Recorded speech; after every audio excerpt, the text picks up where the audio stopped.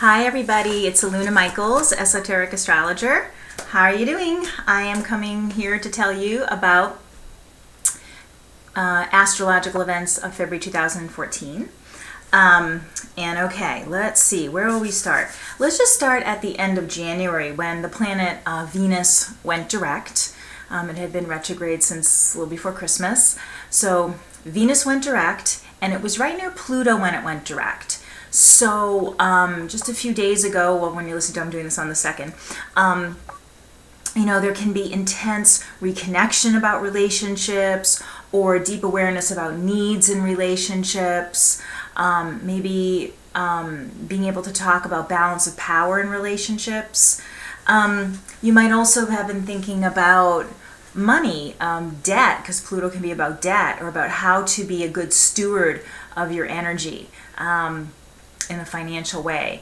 And it's a good time, because we're talking about Mercury retrograde too, to be seeing what are your ideals in relationship. How do you want to be treated in a relationship? How do you want to be a better partner? And even more importantly, how are you loving to yourself? Because that Pluto sitting there with a Venus in Capricorn, it's all about commitment, and for Venus, having that self-love, you think of Venus, the goddess, she was looking in the mirror, and it doesn't have to be a conceited type thing, but being able to see your own beauty and your own gifts, and nurturing yourself and allowing that inner light to then shine outward. So that Venus going direct near Pluto is really about that kind of reconnection to your own self, and then how that can improve your relationships, how it can improve your finances because of that level of taking care of yourself, So that's really good, and we're there. Sorry, I think I have dust in my nose, sorry. Okay, then the big thing to talk about, that's very cool actually, is the Mercury retrograde this month. It's retrograding on the 5th of February until the 27th of February. Retrograding in Pisces and going back into Aquarius. And for those of you who follow this sort of thing, March 20th is when Mercury will pass the point at which it retrogrades. That might make sense to some of you, and then it starts covering new ground. But, the 3 weeks Mercury retrograde is basically 3 weeks. So we'll just think about it that way. But some more advanced people want to hear when they actually pass the station point. Okay, so Mercury in Pisces going retrograde right next to Neptune in Pisces. Neptune is Pisces planet. So Pisces and Neptune are about spiritual growth, about your ideals, about illusions or delusions, or creative manifestation through visualization. It can be about emotional triggers and things like that. So when Mercury goes retrograde, it's always about looking deeper into yourself, having that inner communication. So to have, anytime Mercury goes retrograde in Pisces, it definitely is even more about meditation, about finding the intuition, and that sort of thing. And looking at ways you might play the victim, like ways you victimize yourself with patterns, and be like, what am I doing here? And I can take a stand, and what could be the action steps I take to not feel like a victim, and to have awareness about that, because that's one downside of Pisces, is that sense of being victimized and powerless. And Pisces is about surrender, so it's about surrender to the soul, but where is it, I can't lose weight, or I can't make changes in my life. One of my favorite things to say about Pisces is the lower level of Pisces is, why me? And the higher level of Pisces is, why me? Or why is this happening to me? Why is this happening to me? Why does this always happen to me? Where is the pattern? Where's the subconscious thing? Where's the karmic picture? And to have that sense of personal responsibility that isn't blame, but like figuring out the mystery, and not like, this is your fault and you have some bad karma or something, but it's like, why did I choose this situation? What am I learning to overcome with the situation? And what are going to be the action steps? And often those action steps will be revealed through meditation or through quiet reflection. And again, getting the beating yourself up out of it and getting the victim consciousness out of it. Then you can get the answer. So having Mercury retrograde in Pisces is one level of that, and then being retrograde right next to the planet Neptune is a whole nother level, because it's underscoring the Pisces Neptune element of the victimization versus the empowerment through spiritual awareness. So extra meditation, extra question answering with yourself, and knowing that the universe is trying to show you a solution. The solution can come during the Mercury retrograde. It could be, anytime between now and, let's say, March 20th, because of that station point thing. Okay.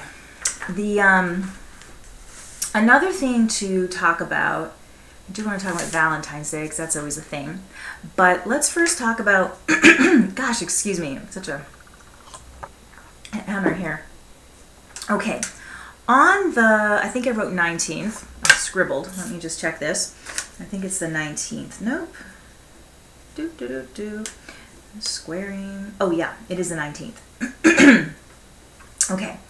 On the 19th, Mercury will have retrograded back into Aquarius, and it will square Saturn. And this is the point where you could start getting hard on yourself, because Mercury square Saturn can be frustrated, can be hard thinking. Saturn is that real taskmaster.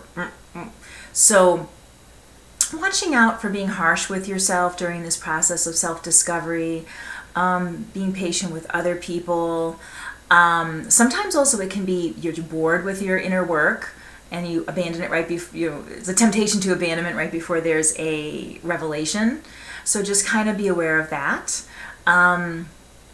But at the same time, that day, the 19th, there could also be a time when you are drawn in even more to meditation, because Saturn will slow the mind even more. That's why Mercury retrograde in general can be frustrating, because the Mercury retrograde slows the daily mind, because it's about that inner work. So you don't get as much done. Oh, I can't get through to so-and-so, or, oh, it took me so long at the bank, or they didn't get that fax. I have to do it again. The outer communication is harder to accomplish. It's about inner communication. So when Mercury squares Saturn, while it's retrograding, Mercury's retrograding, it's even more slow and hard to get things done, but it's a great time to go within, because you can have that no thought, or less thoughts. That's the positive side of that. Okay, let's talk about Valentine's Day, because it's always interesting to me. Talk about expectations. Another side of that Mercury retrograde is thinking about your ideals. And are they realistic ideals? How could you meet those ideals? What changes can you make to have an ideal situation in your life? And that's great.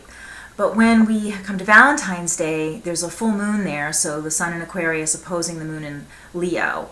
And full moons can be wonderful. Mars will also be trining, the sun will also be trining Mars. So that actually could be great, because it's people want to take action. It's Mars in Libra, which is about love, and so that can be a wonderful, people taking steps and saying things they wouldn't normally say, or being more brave or whatever. But there is that thing with the full moon with Leo, which is like me, and my way. And then if you're not cooperating, and it's like, what can I do for that other person, and what they're doing for me. There's a feeling with that moon in Leo sometimes about, you're not doing enough for me. Hopefully with that Mars stuff, it'll be smooth, but just in case, watching for being critical of your partner, them not getting exactly right, and especially because if you're doing some of that work about the ideals, because of that Mercury retrograding in Pisces, you could get a little overly, over-idealizing and then mad.